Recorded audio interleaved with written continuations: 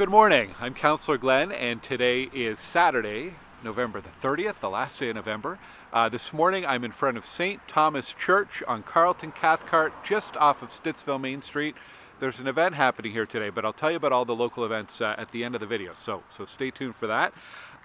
Lots happening here in the community, lots happening at City Hall. So the thing I'm the most excited about this week is at Council I introduced a notice of motion about improving primary care access here in the West End in Stittsville and Canada.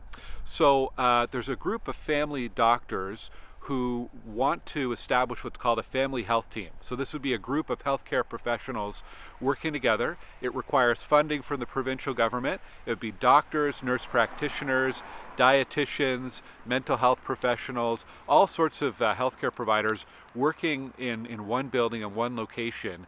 And they'd have the capacity to serve up to 50,000 people in our community. Now, we think there's about 150,000 people in Ottawa without access to primary care, a family doctor or nurse practitioner. So this would be really, really important in ramping up access. The notice of motion means that on December 11th, City Council will vote on that.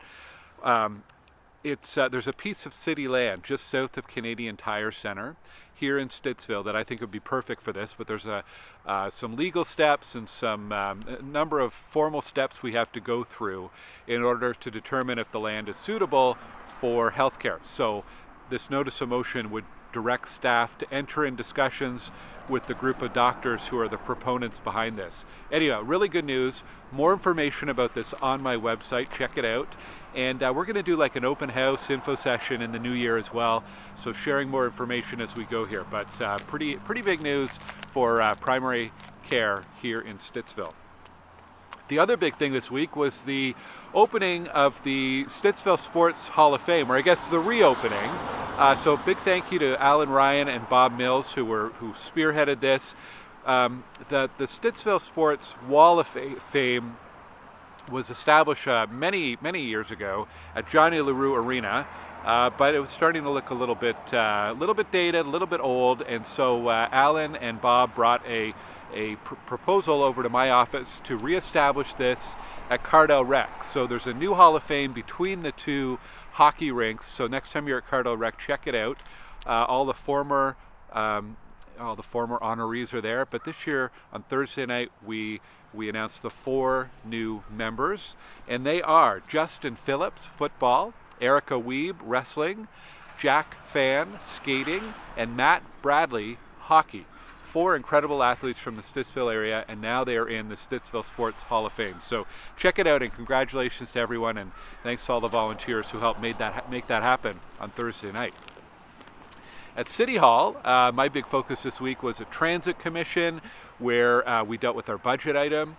We did approve an $856 million budget for transit in 2025. That's 11% more than last year. So it does represent more investment in transit and operations, which is a good thing.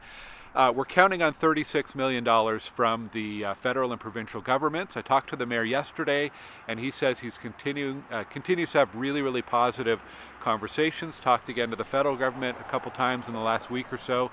So we're hoping for some good news there soon. $36 million, it's a lot of money, and we need that assistance from the other levels of government to provide not just a sustainable transit system like the level we have now, but actually to improve and grow as our population grows and to give people other choices to get around the city other than driving. We're growing to 1.5 million people. We're going to need a great transit system in the coming years to keep people moving in our city. Access to jobs, access to schools, just any economic development, climate change initiatives, access to housing choice. This is all things that transit can do.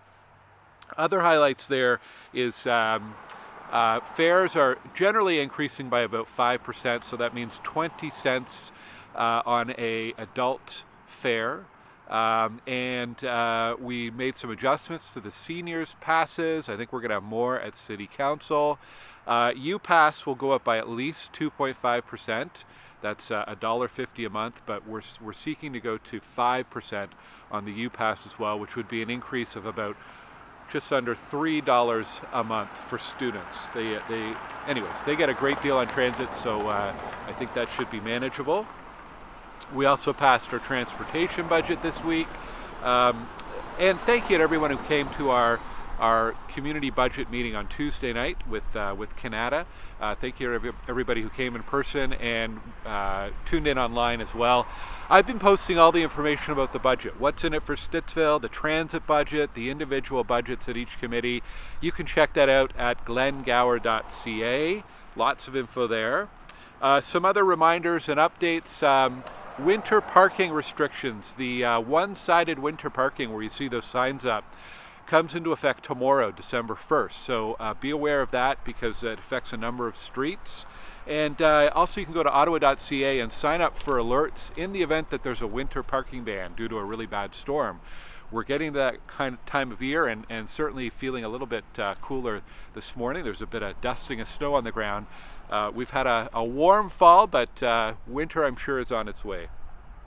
On planning and development, we have a planning and housing committee meeting on Wednesday. There's 2 Stittsville files on that, 1919 Maple Grove and 121 Brae.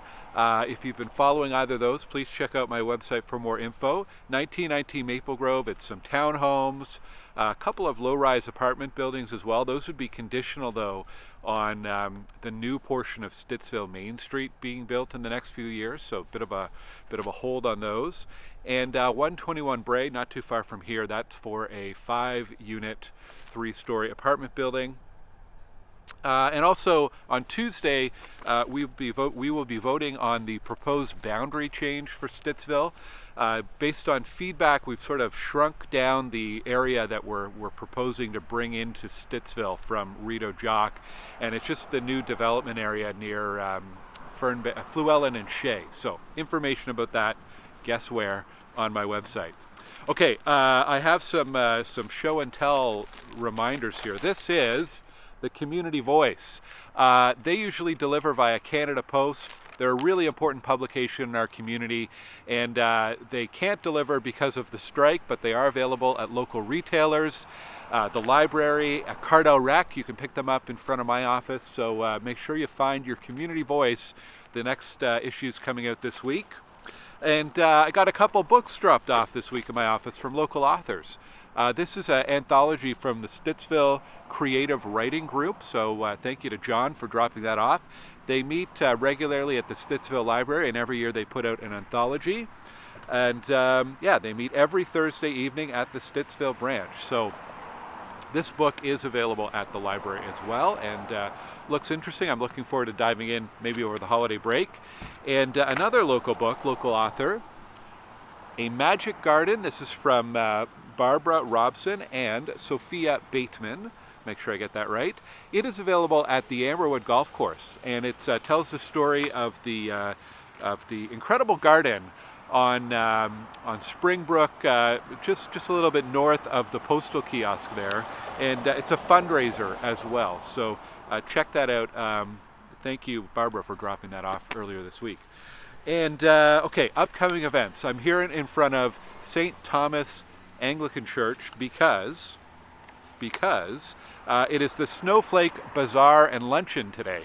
You probably see some people walking around getting set up for that. So a great annual event here at St. Thomas on Carleton Cathcart.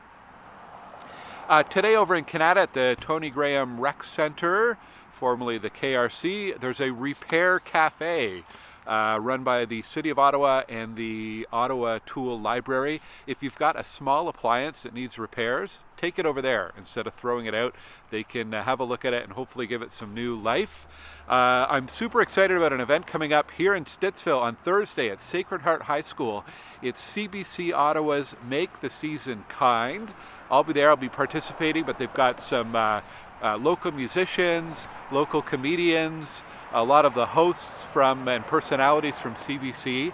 It's a free event, but you do have to sign up for tickets. You can go to the CBC Ottawa website for that, and it's a fundraiser for local food banks too, so a really great cause. December 7th, 1 week from tonight, is the Stittsville Village Association Parade of Lights. They're still looking for some volunteers, so go to the Stittsville Village Association website for more information. And I hope you come out and join us. This is kind of the end point for the parade, so a week from now in the evening, it'll be lots of activity here and one of the great events of the year in Stittsville. And finally, this is Small Business Saturday. So what a great opportunity to go out and support one of our many local businesses here in Stittsville. If the business is participating, there's the Stittsville Spree event as well. Keep your receipts, and for every $1,000 you spend, you can be entered into a draw for a great prize package. So that's run by the Stittsville Business Association. All right, lots of updates. I hope you have a great Saturday. Stay warm, and I'll see you here next week. Take care.